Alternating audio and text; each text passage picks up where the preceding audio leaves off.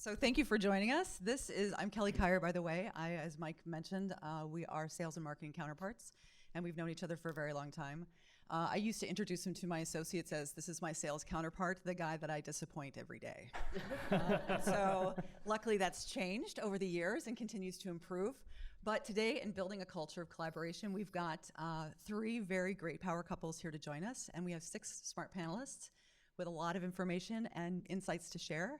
So 45 minutes, 6 people. We're going to start with Steve on the end and work our way towards me with introductions. Tell us a little bit about who you are, what you do, and your company. Awesome. Thank you for having us. Thank you guys who showed up. My name is Steve Ross. I am with Outreach Corporation. We are a sale-based, venture-backed company. And what we do is we help sales teams crush their sales numbers.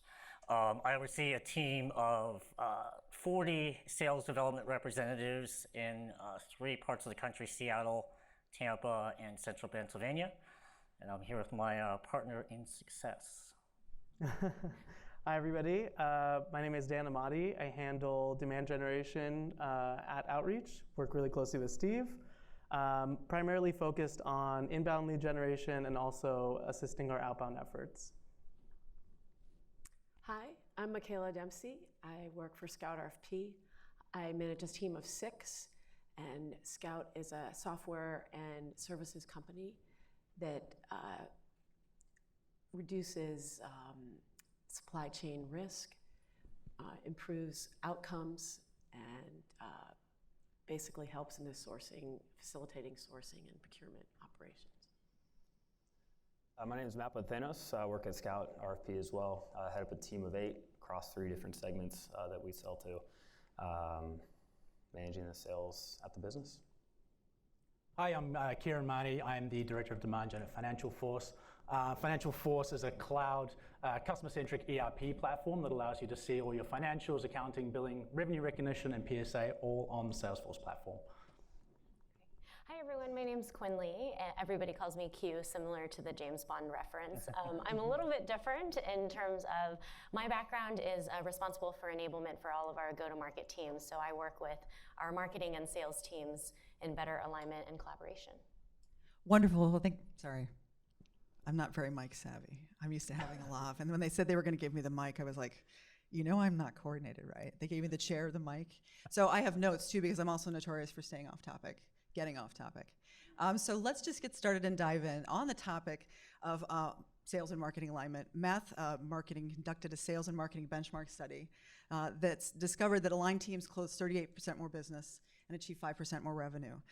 Those are compelling stats that would spur people to change their organization. So I think starting with Q and Kieran, why don't you tell us a little bit about what was the catalyst for Financial Force in driving alignment? I think at Financial Force, I've been at Financial Force for almost a year now, and previously a lot of feedback from our sales teams has been anything coming from marketing, it's been them telling us what to do, telling us what we had to do, and the catalyst was roughly around June timeframe earlier this year. We also hired a new CMO, and we thought, what a better way to start his kind of induction into the business, as well as better collaboration across the board within sales and marketing, and to start something that we called a pipeline SWAT team. Within that team, we have those in our SDR organization, our sales organization, our marketing organization, as well as enablement, where we would meet monthly and then bi-weekly to discuss what are the current metrics, how is pipeline moving, and what are the tools that are being put in place in order for us to be successful. In addition, what we've done throughout the last 6 months or so is someone on my enablement team is solely responsible for some of the tools. We actually do use Outreach as well for a lot of our pipeline efforts. So in partnership with Kieran and his team, it's been pretty fantastic so far. Yeah, and so I'm pretty new to Financial Force. I've only been there a couple of months, so I have sort of a fresher, a different perspective than Q. But when I came in, Previous companies I've been at, we had great sales and SDR alignment specifically. In fact, SDRs actually report up to marketing.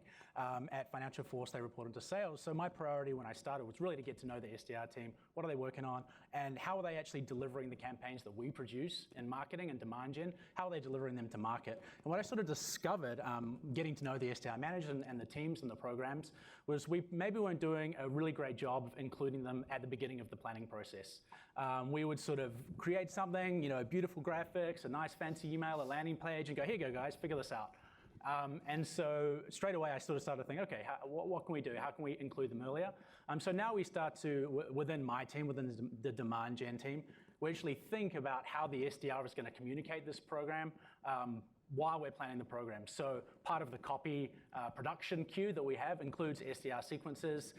We also think about, how we actually communicate it to the SDRs, so making sure they're well informed about what the program is. And the final thing is when we're creating a program, instead of this sort of spray and pray model where we just go after maybe just a segment or a vertical, we actually think about what are the target accounts they really care about.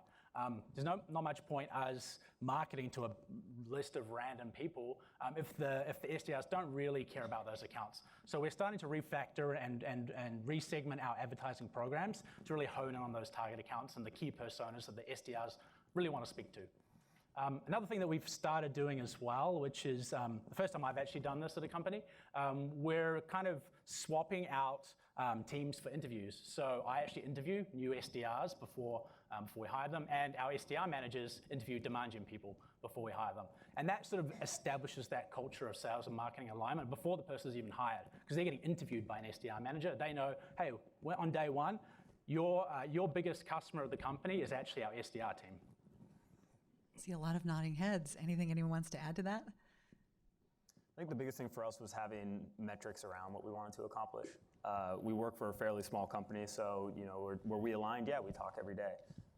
But actually having metrics that we're driving towards, where collaboration without accountability isn't going to drive you in a discernible direction. So the biggest thing for us was coming up with actual metrics of how many MQLs do we need to fill the top of the pipeline to get the result at the bottom that we're looking for example. And that's a great segue. I had a question that I wanted to kick over to Steve and Dan around tools and resources that foster better communication, better collaboration, a singular view of the customer. What tools are you finding the most meaningful and helpful, and how has that changed your process and your collaboration? Yeah, I think for us, one of the things that's kind of interesting about how we came about as a company was we started out drinking our own champagne. We have a sales engagement platform, and so the founders of our company said we need to use our tool first. Let's prove our tool. And so we didn't have like a big marketing team. I started last year about this time, very small marketing team, and I would say that we ran our organization like an old school sales organization. Make calls, put deals in the pipeline, close business. And that process actually got us from 0 to 10 million very quickly. In about 2 years, which is pretty quick. And then what we did is we added a layer of sophistication. And earlier this year, we started building out a robust marketing team. Dan joined the team amongst others. And I think for us, with that on the sales side, from my perspective, is it made us have to adjust to, we had a machine going of how to close business. And we had to think about how do we actually now take what's a very high quality opportunity of inbound leads. And there's several ways you get inbound leads, as I'm sure you guys know, and whether it's content, whether it's a demo request, whether it's a pricing request, anything like that. My team wasn't necessarily ready for that, right? We had a very good thing going. We had the cogs were going. We hired the right kind of person. And so we really had to, from the very beginning, and there's a couple things I think we did extremely well. The first thing I think that Dan and I both did from the very beginning was our mindset. And I have been dealing with marketing and sales, marketing folks for a long time. And usually it's two teams. That's kind of what the intro is about. We kind of came in from the beginning, we said, it's not about whether marketing wins or whether sales wins, it's whether we win as a company. And so we took that perspective from the very beginning. he and I shared that same mindset from the outset. The other thing that we do, I think, extremely well is we bring each other into the flow early on and often.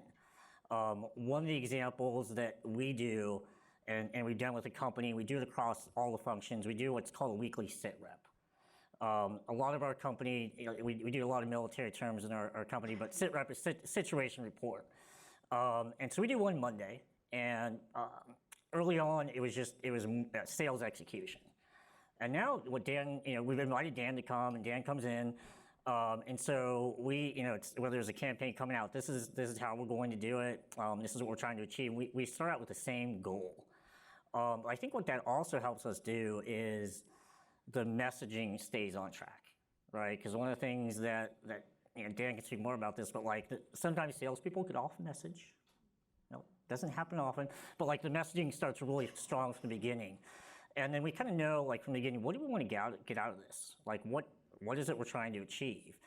And then there's some frontline exposure that Dan has from the sales team of hey, this is what's working, here's what's not working. Here's where we think we should be spending our time. And we can kind of make those adjustments weekly. And then, the last thing I would just say is, I would say we have an open door policy. One of the things I've seen in other companies, and it doesn't happen with us, is there becomes silos or territories. I don't want you talking to my salespeople.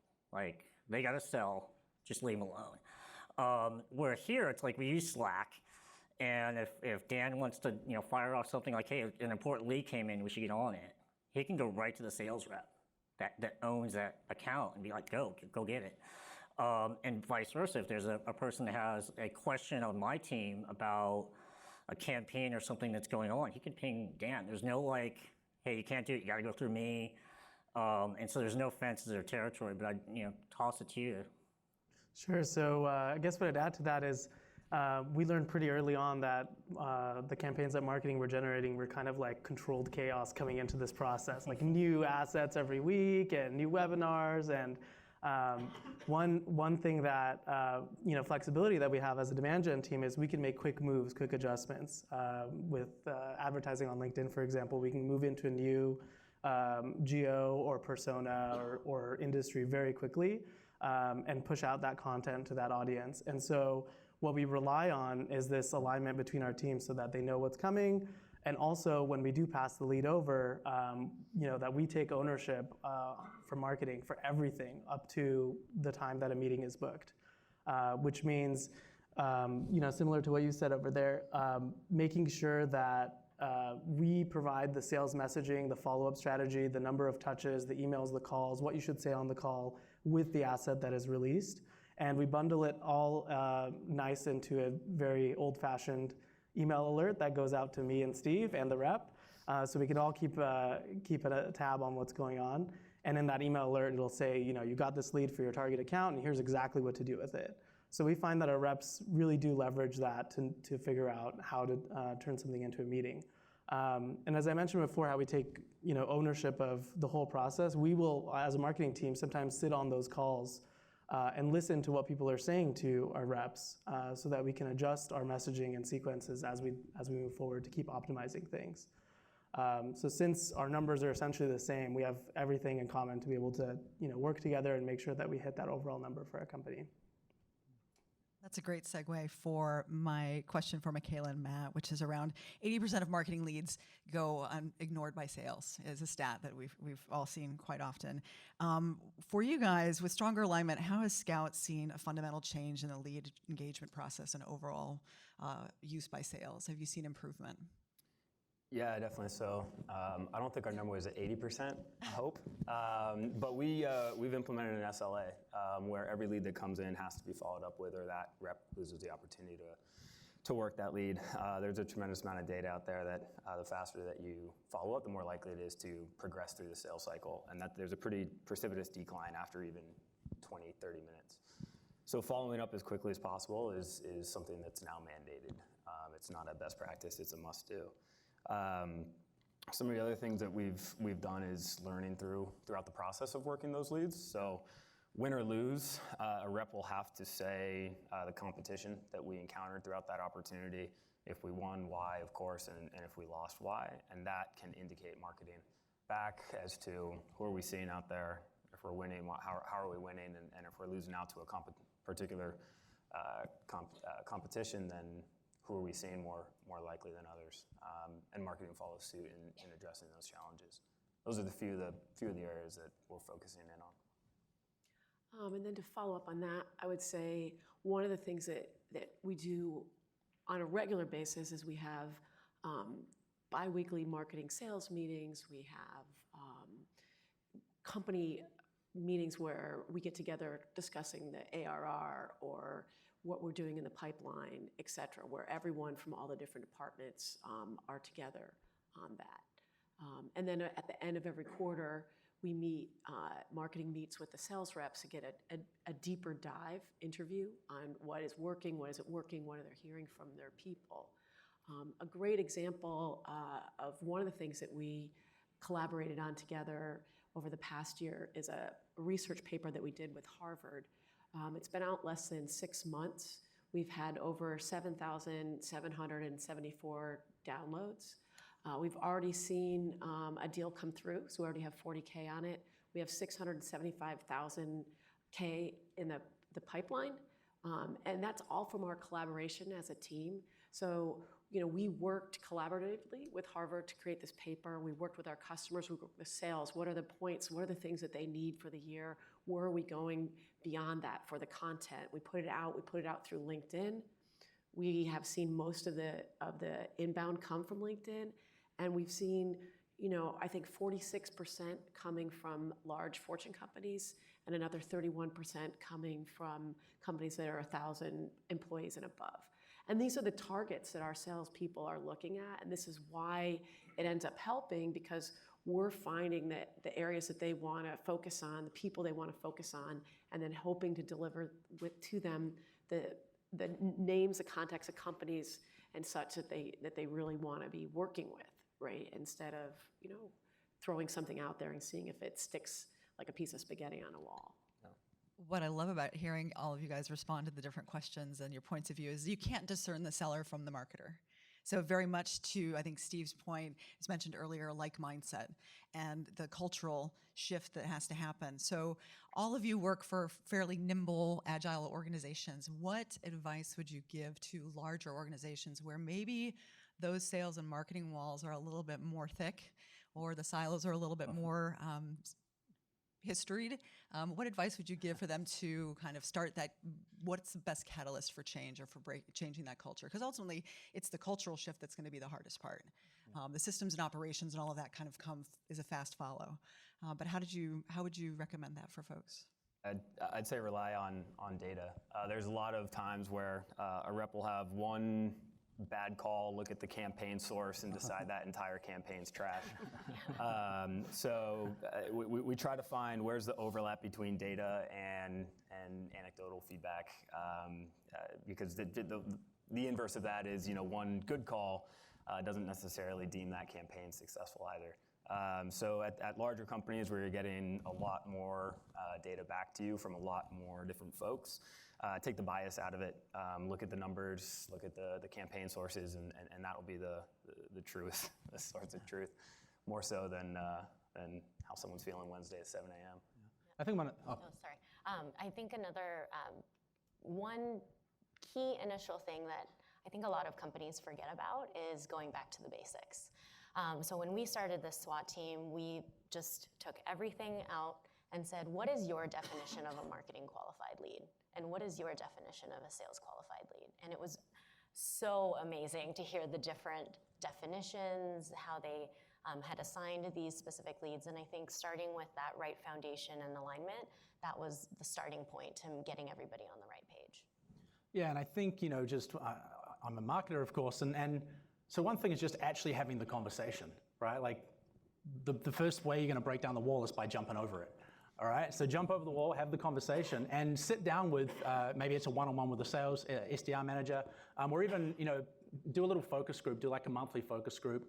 Actually sit down and watch. From a marketer, one of the most insightful things I ever got from sales was sitting down with individual SDRs and individual sales reps to really learn about what their real life workflow is. Not what we said they should do, what they actually did. And sort of got that sort of anecdotal information, then map that back to the data, right? They say that they use this content a lot. What does the actual data say? And so we're bringing in, a content repository to be able to track that sort of thing.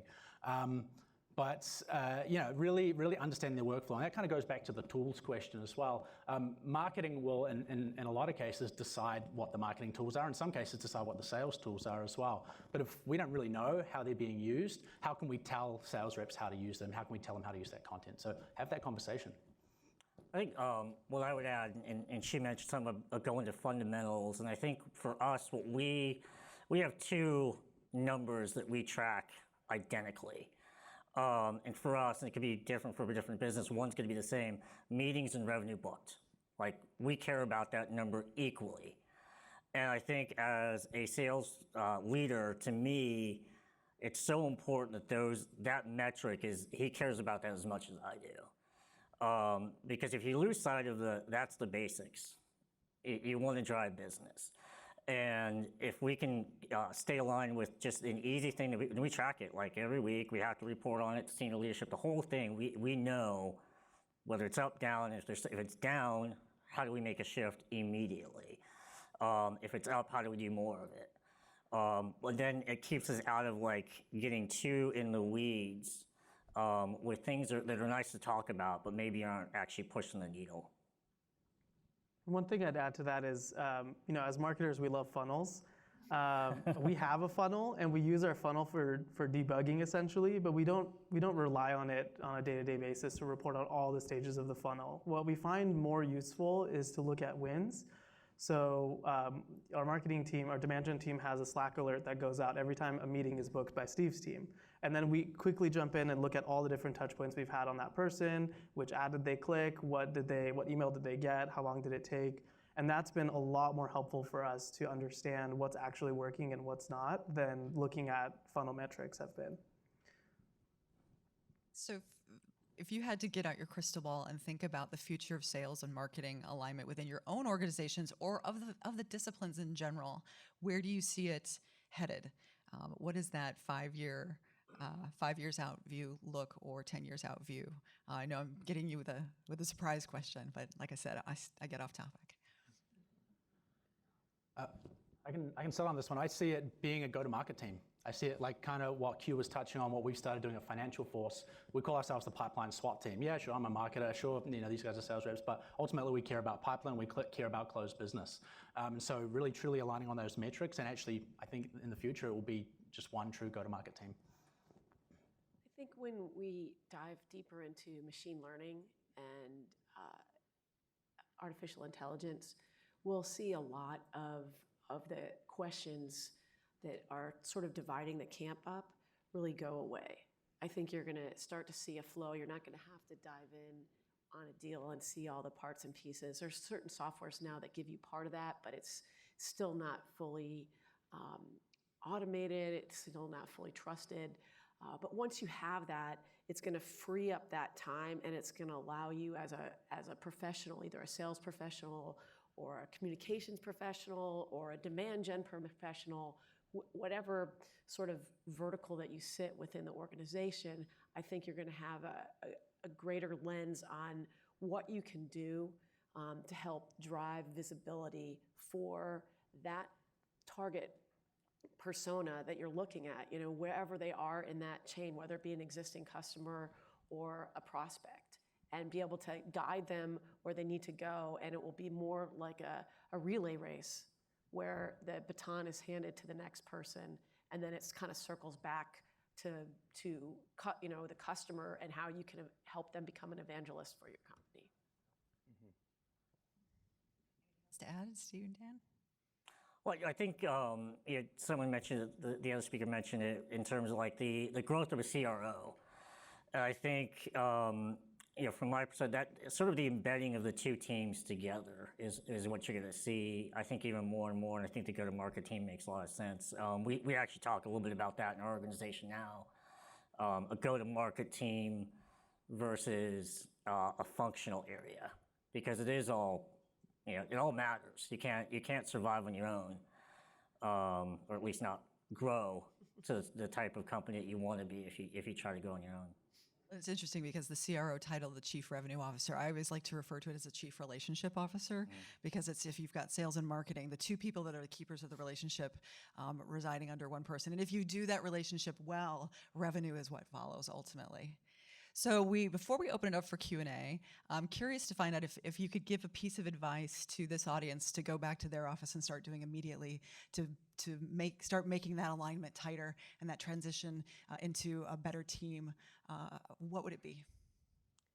I think the first thing would be, if you already feel that animosity between your colleagues, is find that awareness and just have the conversation. I think the hardest part, and this goes back to the previous presentation about relationships, the good, bad, and the ugly.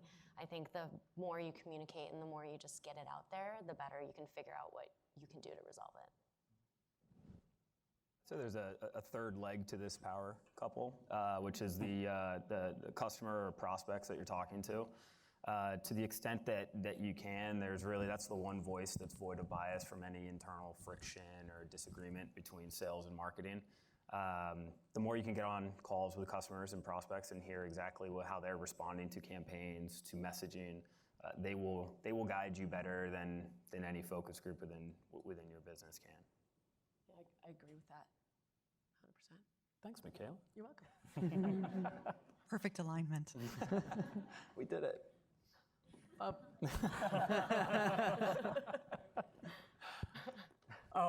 guess I would say I've seen it done poorly. Maybe I can share an example of like poorly, and then what I think we do well and what we didn't do well at a previous company from a sales perspective, which is marketing never talked to a sales rep. And it's like that alone, I think, can pay off. A sales rep is on the front lines. They're trying to close business. They have a quota to carry usually. They're feeding their family in many cases because the fact they are selling something. And a lot of times they feel like marketing is pushing something at them. And you mentioned this, one lead was bad equals the whole campaign is a waste of my time. But I think if marketing talks to a sales rep about like why, like what are you trying to achieve, and how can we align together so that it makes sense? And I think that conversation can trickle back up too. If there's really a wall there, getting feedback from the front lines as to how do we make this work so that we can do and achieve our shared goal of increased revenue. But that's a simple thing that I've seen that doesn't happen, and it causes a lot of animosity and a lot of frustration, and then it just builds, and you just start talking about the leads are terrible and you don't follow up on my leads. But rather, what we're doing is involving each other on a very routine, regular basis, so that we don't get away from it. And I'd add to that, if you feel like there's a fence between sales and marketing and you're throwing leads over the fence, just take down the fence. Go over to the other side of the fence and ask, kind of similar to what Steve is saying, how can we help you be more effective? How can we help you be more efficient? And a lot of time that does come down to just spending time with them, actually watching their process. You'd be amazed at how effective just spending an hour with a sales rep is to figure out, oh, okay, you're doing this weird thing, we can automate that part for you. Or did you even know we have this other resource for you that helps you, with this specific challenge you're facing? And oftentimes, those get uncovered when you spend more time with each other. I think one really quick win you can probably do, if you're a marketer and you run a marketing team, invite a sales manager and an SDR manager to your weekly marketing call, and vice versa. We have a weekly pipeline call, which is it's a marketing pipeline call and our marketing team meeting. Every week we have our SDR managers in there, and we've actually asked them to present a slide. So ask them to present a slide. If you're a marketer, ask to present a slide in the sales meeting. You'll find that immediately conversation starts. The SDR managers will ask, individual teams within the marketing org, design team. Oh, I love that graphic you did for Dreamforce. How can we get that maybe inserted into one of our sequences, for example? And you'll that'll just open the conversation without any pressure to really, it's it's a little bit of a lighter touch than, say, a focus group or sitting in on a call.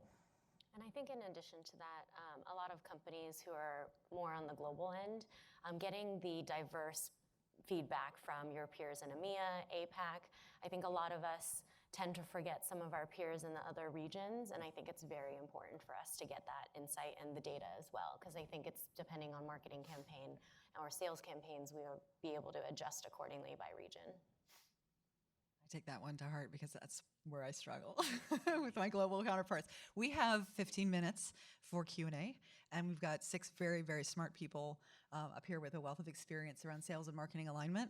So if you have questions, we have a mic at the back. Please step up to the mic and bring us your questions. We would love to hear from you. Oh, there's got to be one. Yeah. Okay, well, I'll repeat it for you.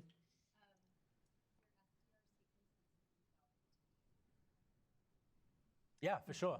So I'll just repeat the question. She wants to know the SDR sequences that he's referring to, just a little bit more detail about those. Thank you. so they're different depending on the type of campaign. So I'll give you a couple of examples.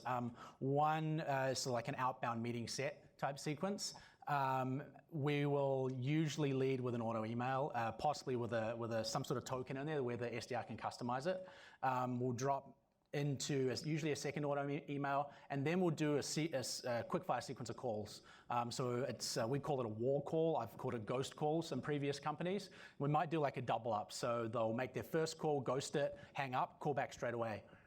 We've seen that to be somewhat successful. And then in many cases, we'll drop into the remaining points of the sequence will actually be auto emails. And that just makes it a little more efficient on the SDR. That would be maybe an example of an outbound sequence. Some of our inbound sequences are pretty similar.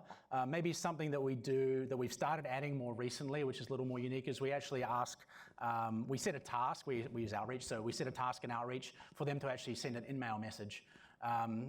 I think, though, the evolution of this, and this is something that Outreach can't currently handle, but we would love it to be able to, is the idea of a team, right? And so I really think the value of prospecting, especially outbound prospecting, and especially when we get into this sort of buzzwordy ABM sort of space, is actually, it's not just one person you're going after from the prospect side, and it's also not just one person from your company that you really want to send emails. So perfect world, we might have, say, like your big 5 buyers, CIO, CEO, CFO, a couple of VPs or something, and then you would actually have your big 2 or 3 on your side. So you might have a CEO, a head of sales, and the actual rep themselves. So you kind of like these 2 groups of people on each side. You'll be able to customize a playbook that has a mix of auto emails, calls, and executive messages all tied into one. So that's the evolution. That's the direction that we will be going soon. That's kind of some of the plays I've run at previous companies as well.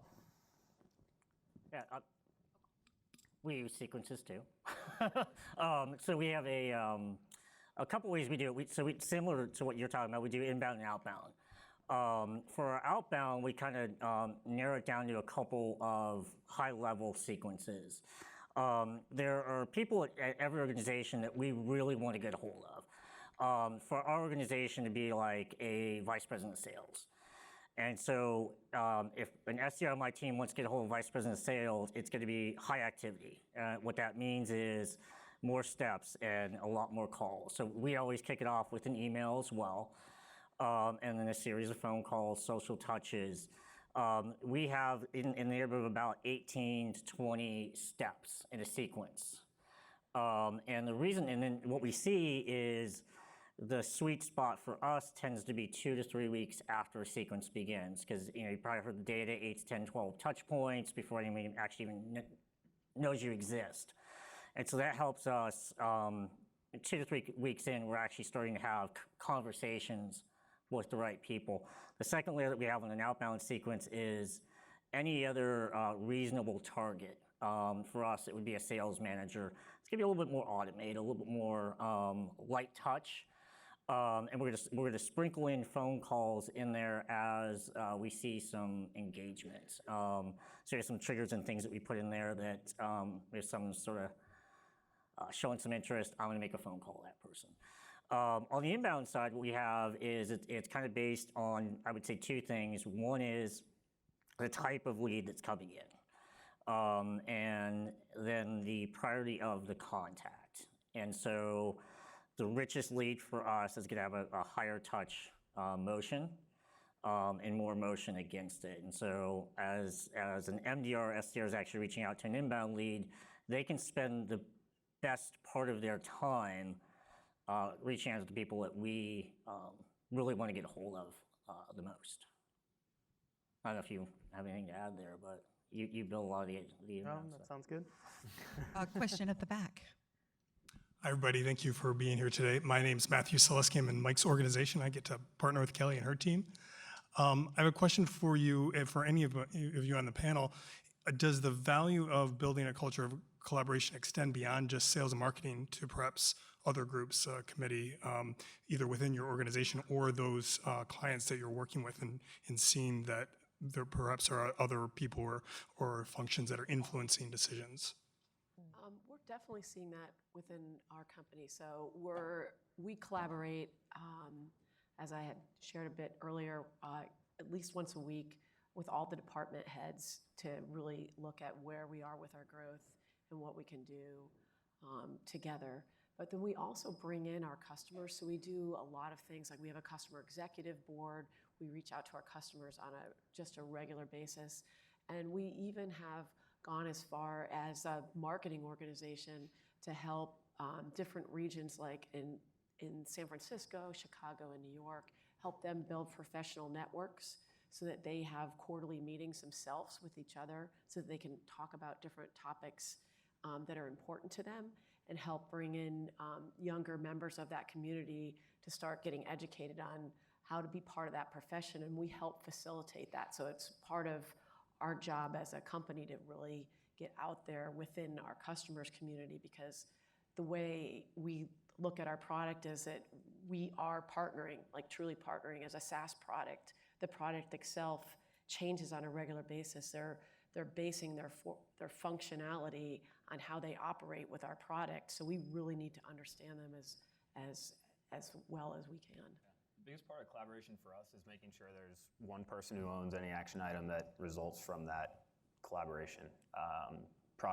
We work really closely with product, so they're always interested in anything sales and marketing is saying and doing. We're making the promises they have to deliver.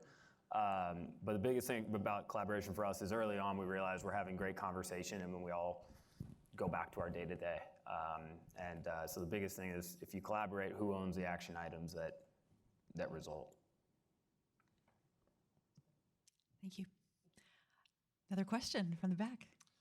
Hey guys, how many of you split your SDRs by inbound versus outbound?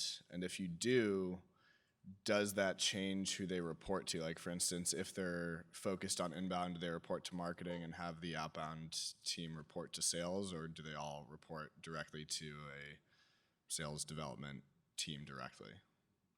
So we split ours.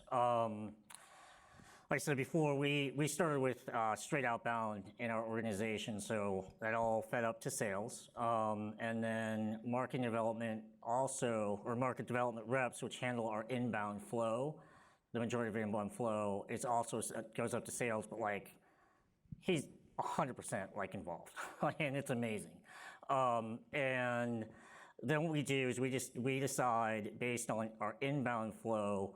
The only difference between an MDR and an SDR is if an SDR has an account that they're working, they retain the ownership of that and get the lead so they can follow up on it. So it's just rules of engagement process.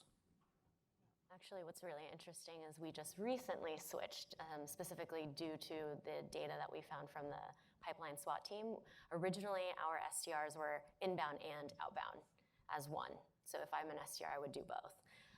We realized really quickly that we needed to separate the two again. And so now we do have inbound team and an outbound team reporting into our SDR leadership team. I think one of the other things that we do, similar to Steve, is that the outbound guys will actually still get the leads for their target accounts. I think that's actually the perfect world, because then they kind of get fed a little bit, and me as a demand gen person, I do target those accounts as well with my programs. So it gives them something to feed on when maybe prospecting can be tough. So it gives them something to eat off, and then the inbound guys take everything else.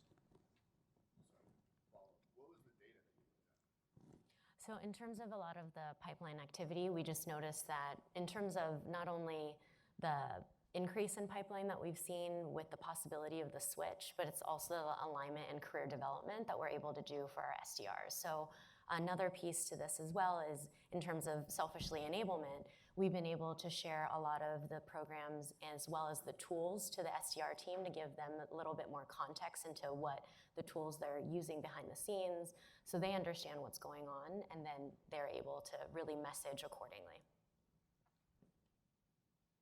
Another question from the back. We got about 5 minutes, and I want to make sure everyone gets their questions answered. Yeah, very similar to that topic. I was actually initially curious about where the SDR team falls under, and I think at Financial Force you mentioned it's sales, but your previous company was marketing. But more so than that, I'm just thinking about the roles that the SDR is actually performing. And so I think you guys mentioned that marketing takes care of the entire sequence. So can you guys dig a little deeper into that? Is the SDR or marketing coming up with the email copy, when to start calling, the LinkedIn messaging? You know, what does the SDR then responsible for? Sure. So all of our reps are responsible for booking meetings, and then they stop there essentially. And in terms of enabling them to do so, I mentioned that we provide all the sales messaging. Since we have 2 years of experience in what messaging does work, we looked at all of that data and then converted that to relate to the assets that we are producing. So we do have a set of sequences that we deliver along with an asset that says, here's how to follow up with this person. So that, like I mentioned before, it does include like what to say on the call, what this asset is about, and then providing the email copies as well. That should be going out as part of that sales process. Each of them also is always being tested, so we're always learning new things, which subject line works better, what content works better, so consistently improving. I can add to that a little bit as well. So we're pretty similar in that marketing has now started driving a lot of the content creation for SDR sequences, timing, all that sort of stuff. But as Q was saying before, we're very fortunate to have a person whose entire job it is to manage our sequences, manage our outreach instance. So it's the most beautiful outreach instance I've ever seen, to be honest. That allows, she's kind of the conduit between SDRs and marketing. And in terms of actual sequence development, we were literally today we were literally planning Dreamforce during and post sequences, and we sat down in a room and we went through an Excel sheet and said, hey, this is the timing we think, this is how we're going to deliver them to say hot leads or cold leads, and how we're going to carve them all off. So yes, marketing does deliver a lot of the content, but it's very collaborative. That outreach person, the owner of outreach, is that falling under sales or marketing? So she falls under my team, under enablement, and I report under our go-to-market president. Okay, cool. Thank you. Great. Hi there. Thank you so much. This has been really helpful. I come from a services background, and so we traditionally relied on email marketing, but unfortunately we can't do like the bite-sized chunk of our product, take a test drive, all that fun stuff. So my question is two-pronged. I don't know if you've ever worked with services companies. One is that most organizations are getting avalanches of emails and you're competing for their attention, right? So it's becoming more and more difficult to get a response from anyone that you're targeting, whether you're product or services. And B, so alongside that question, is there another channel of communication that can work better? High touch, whatever, along those lines.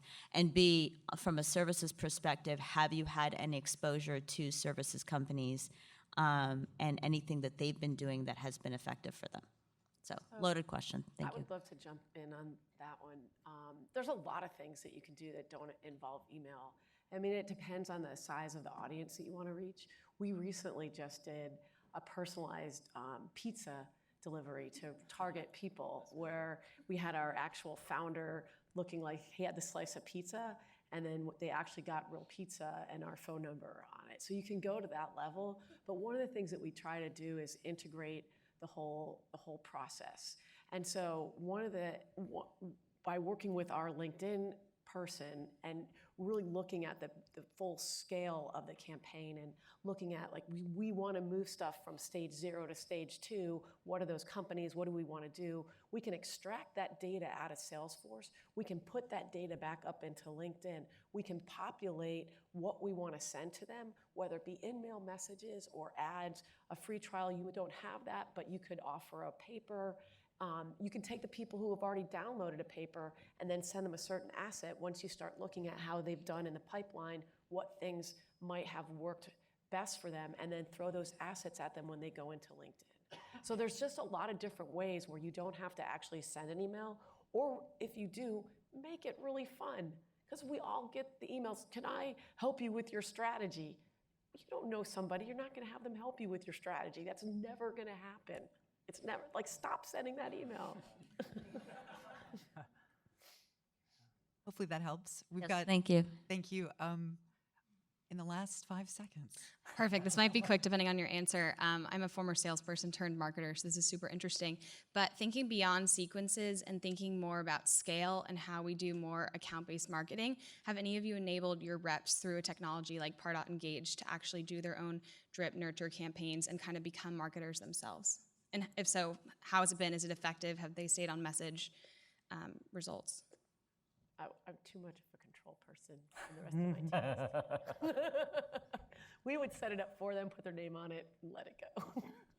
I'm not too familiar with Pardot Engage, but that idea of like what I was sort of talking about before, the sort of integrated playbook, that is what we haven't got it implemented right now, but that is the goal, to have them be able to drop a person into some sort of program and it fires different things. So for example, it may add them to a target list for advertising, may also trigger direct mail. We have a direct mail provider that we can trigger in Marketo, for example. Yes, that's the evolution. That's where I see it going. I want to make sure that first we thank our panelists for being here today. Thank you so much for sharing your insights and information. We are going into a 5-minute break, so hopefully if you didn't get your question answered or you want to talk more about it, you can take advantage of the break. But please, a warm round of applause for our panelists today. Thank you so much.